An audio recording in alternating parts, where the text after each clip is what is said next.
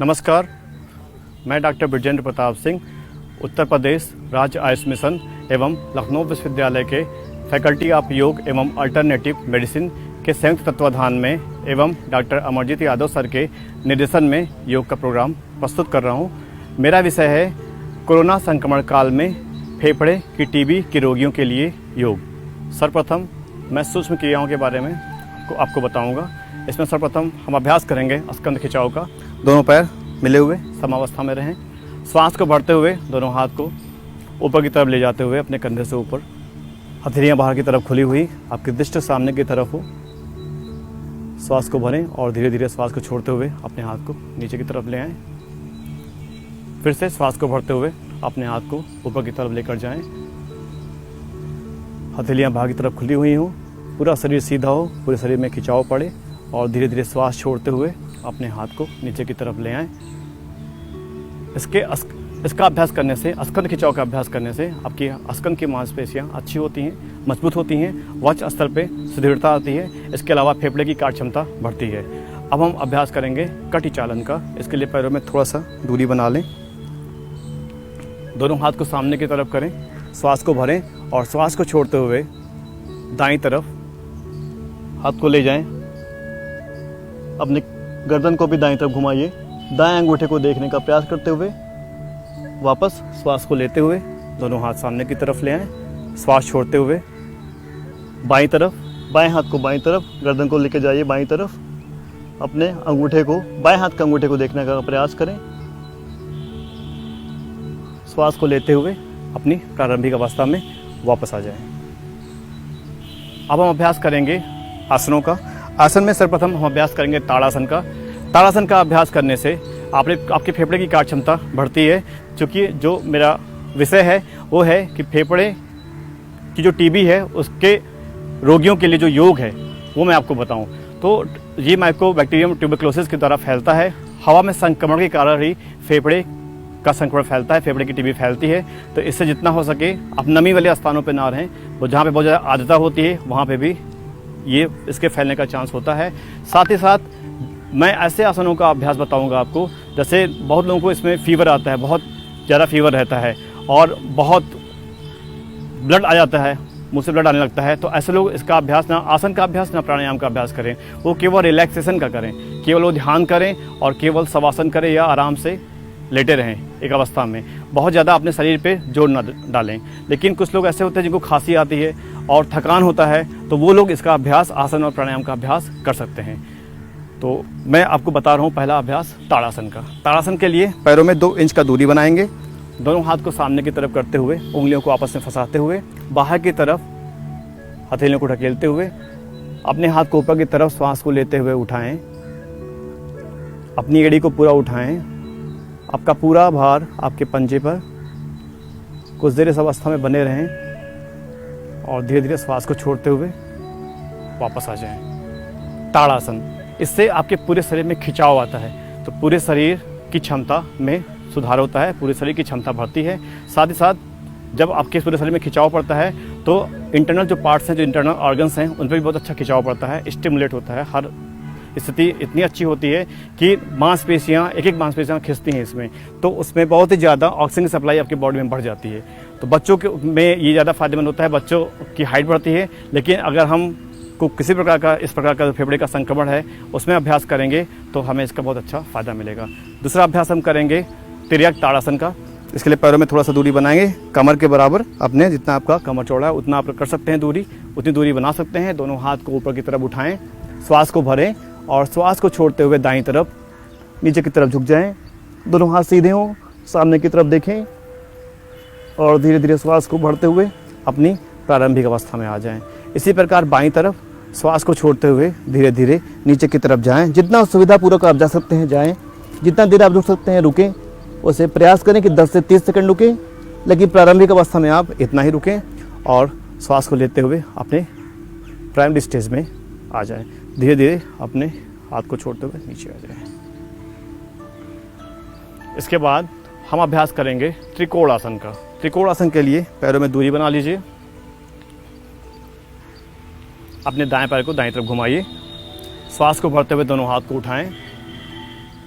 और श्वास छोड़ते हुए दाईं तरफ अपने हाथ को, दाईं हथेली को ज़मीन पर छुआने का प्रयास करते हुए पूरा नीचे झुकने का प्रयास करें। बस कोशिश करें कि आपके घुटने ना मुड़ें और आपका हाथ सीधा हो। श्वास लेते हुए धीरे धीरे अपनी पहले की अवस्था में आते हुए यही प्रक्रिया हम बाएं पैर से करें। बाएं पैर को बाईं तरफ घुमाएं और श्वास छोड़ते हुए बाईं तरफ झुक जाएं। अपने हाथ को नीचे की तरफ लेकर जाएं। कोशिश करें पूरी हथेली आपके नीचे जाएं, घुटने ना मोड़ें, दोनों पैर सीधे हों और धीरे धीरे श्वास को लेते हुए वापस अपनी प्राथमिक अवस्था में आ जाए। जिन लोगों को कमर में बहुत दर्द हो वो आगे ना झुकें। कोशिश करें कि आपका पूरा शरीर सीधा हो और जिनको हार्निया की समस्या हो वो इसका अभ्यास करने से बचें। तो ये कुछ खड़े होने वाले आसन थे जो मैंने आपको बताया। अब मैं आपको बताऊंगा बैठ के करने वाले आसनों का अभ्यास। इसके लिए सर्वप्रथम हम बैठेंगे कागासन में, इसके बाद दंडासन में,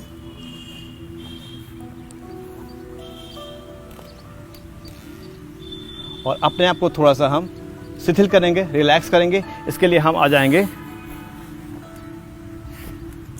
तितली आसन। तितली आसन में अपने पैर को हिलाते हुए ऐसे अपने स्पाइन को सीधा रखेंगे, गर्दन को सीधा रखेंगे, जिससे कि आपका शरीर शिथिल हो जाए, आप पूरी तरह से स्थिर हो जाएं।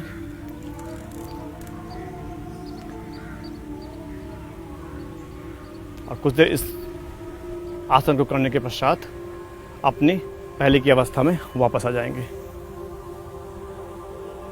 जंघों की मांसपेशियों को मजबूत करता है और आपके शरीर को शिथिल करेगा, इसलिए इस आसन का अभ्यास करवाया मैंने।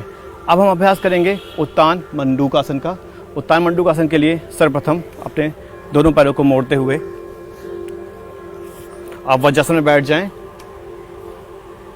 आगे से अपने घुटनों को खोलें, दोनों हाथ को अपने बगल में खोलते हुए हथेलियों को ऊपर उठाते हुए दाएं हाथ को बाएं कंधे पर, बाएं हाथ को दाएं कंधे पर लेकर आएं। श्वास को भरें, अपने वक्षस्थल को फुलाने का प्रयास करें। कुछ देर इस अवस्था में बने रहें। चाहे तो आप कुंभक लगा लें, चाहे तो श्वास को लें और छोड़ें, श्वास प्रश्वास करें और वापस आने के दौरान श्वास को बाहर निकालें।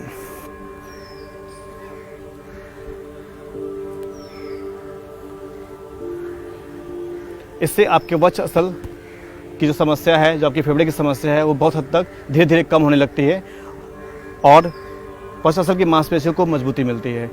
अब मैं अभ्यास करूंगा ऊष्ट्रासन का। ऊष्ट्रासन के लिए अपने घुटनों पे खड़े हो जाएं।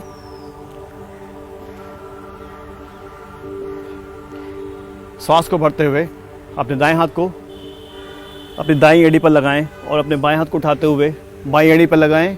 गर्दन को पीछे करते हुए रीढ़ की निचली हड्डी को आगे की तरफ ढकेलते हुए कमर को आगे ढकेलिए।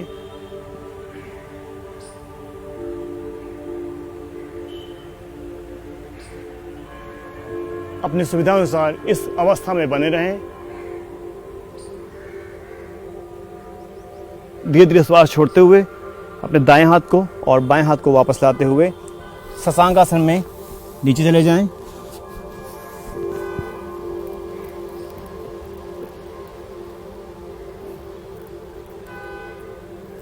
कुछ देर इस अवस्था में बने रहें और धीरे धीरे अपनी प्रारंभिक अवस्था में वापस आ जाएं।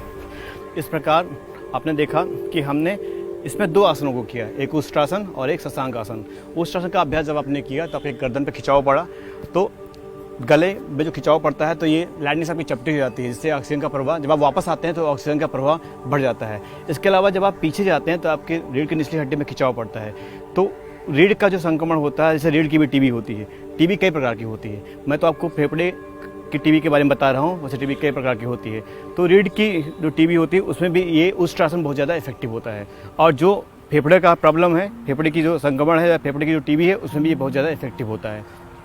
तो ये करेंगे। इसके बाद हम शशांक आसन करेंगे, जिससे हमारे वक्षस्थल को, हमारे फेफड़े को ऑक्सीजन मिल पाए प्रॉपर, और जब हम नीचे आएँ तो रिलैक्स हो, मतलब उस अवस्था में जब जो तनाव पड़ा था वो तनाव धीरे धीरे दूर होगा जब हम वापस आएंगे। तो इसलिए इन दोनों का अभ्यास एक साथ कर लें, ऊष्ट्रासन फिर शशांक आसन। अब हम करेंगे लेट के करने वाले आसनों का अभ्यास। इसके लिए सर्वप्रथम मैं पेट के बल लेट जाऊंगा और मैं करूंगा पहले भुजंगासन का अभ्यास। दोनों पैरों को मिला लें, अपनी एड़ी को मिला लें, अपने दोनों हाथ को कंधे के पास में रखते हुए श्वास को भरते हुए एड़ी और पंजों को मिलाते हुए अपनी गर्दन को, अपने वक्षस्थल को उठाएंगे कमर तक का। पेट के नाभि आपकी जमीन को छूती हुई गर्दन को ऊपर उठाएं। कुछ देर इस अवस्था में बने रहें। अगर शुरुआत में बहुत तनाव होता है तो बहुत जल्दी जाके वापस चले आएं, वरना आप कुछ देर इस अवस्था में बने रहें और धीरे धीरे श्वास छोड़ते हुए नीचे आ जाएं। हृदय को मजबूती प्रदान करता है, आपकी रीढ़ की हड्डी को मजबूती प्रदान करता है और इस प्रकार के संक्रमण में भुजंगासन बहुत ही ज़्यादा उपयोगी है। अब हम अभ्यास करेंगे पीठ के बल करने वाले आसन का। इसमें मैं केवल आपको एक आसन बताऊंगा, सेतु बंद आसन। दोनों पैरों को मोड़ लें, अपनी एड़ी को पकड़ते हुए श्वास को भरते हुए और जितना हो सके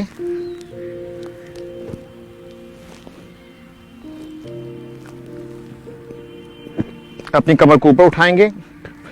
कोशिश करें कि आपका वक्षस्थल,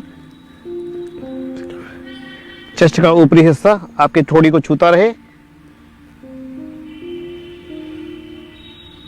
और धीरे धीरे श्वास छोड़ते हुए अपनी प्रारंभिक अवस्था में आ जाएंगे। जिनको उच्च रक्तचाप की समस्या है या हाइपरटेंशन है वो इसका अभ्यास ना करें या बहुत ही सावधानी पूर्वक करें, तो इससे भी आपके फेफड़े की कार्य क्षमता में सुधार होता है। आसनों के पश्चात थोड़ी देर अपने आप को शिथिल करने के लिए शवासन कर लें, हाथों पैरों में दूरी बनाते हुए अपनी गर्दन को दाईं तरफ या बाईं तरफ लुढ़का लें। श्वास की गति को सामान्य रखें, पलकें पूरी तरह से शांत, चेहरे पे बिल्कुल भी तनाव नहीं, खिंचाव नहीं, विचारों से दूर होते हुए केवल अपने भीतर जाते हुए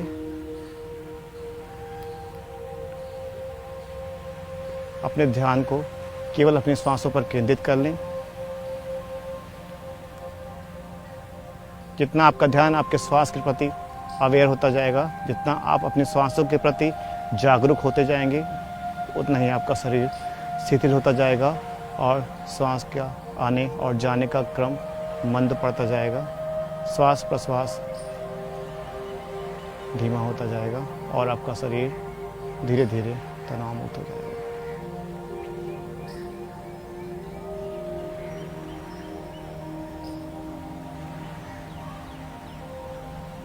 कुछ देर इस अवस्था में बने रहें, उसके बाद बाईं करवट से धीरे से उठ के बैठ जाएं।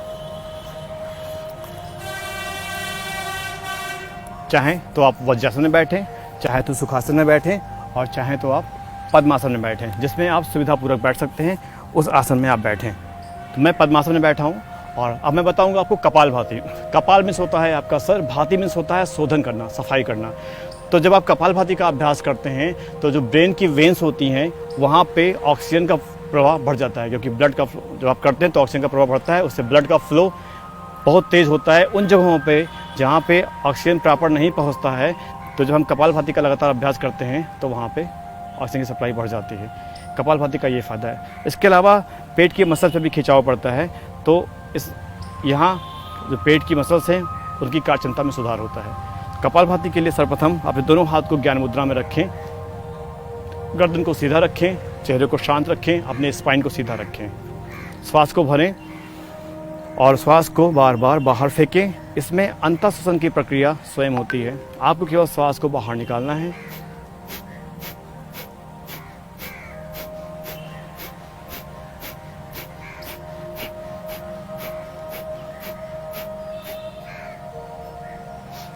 शुरुआत में 50 स्ट्रोक करें, धीरे धीरे 1 मिनट तक करें। कुछ दिन तक इसका अभ्यास करने के बाद आप इसका अभ्यास 3 से 5 मिनट तक कर सकते हैं। तो ये रहा कपालभाति। इसके बाद दूसरा प्राणायाम है भस्त्रिका प्राणायाम। भस्त्रिका प्राणायाम में श्वास को लेना है और श्वास को बहुत तेज़ बाहर निकालना है। भस्त्रिका प्राणायाम के बारे में बताया जाता है कि लोहार की धोखरी की तरह इसमें आवाज़ आनी चाहिए, मतलब गहरी श्वास लें और श्वास को बाहर निकालें। लेकिन अगर आप कमज़ोर हैं तो आप इसका अभ्यास बहुत धीरे धीरे करें, धीरे से सांस लें और धीरे से निकालें। लेकिन आप हष्ट पुष्ट हैं, स्वस्थ हैं, तो आप इसका अभ्यास बहुत तेज कर सकते हैं।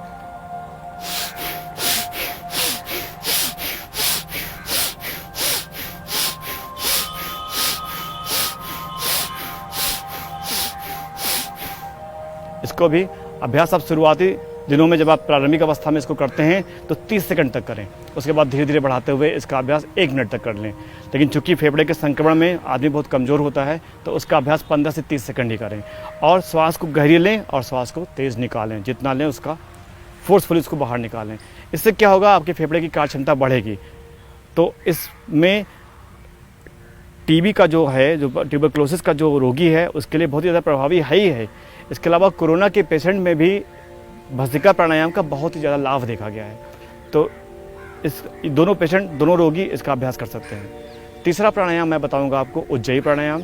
उज्जयी प्राणायाम के लिए श्वास को भरेंगे और जब श्वास लेंगे तो एक खर्राटे, जो हल्के से खर्राटे की आवाज़ आती है, उस तरह की आवाज़ आएगी। इसको करने का ये लाभ है कि गले में जो खिंचाव है, गले में जो खराश है, वो चीज़ें दूर होती हैं। गले की मांसपेशियाँ, जो जितने भी डक्टस ग्लैंड होती हैं, थायराइड, पैराथायराइड, उन सब की कार्य क्षमता में सुधार होता है। तो मैं एक प्राणायाम आपको और बताऊंगा, उज्जयी प्राणायाम। उज्जयी प्राणायाम के लिए श्वास को भरें, आवाज़ करते हुए नाक से लें श्वास को,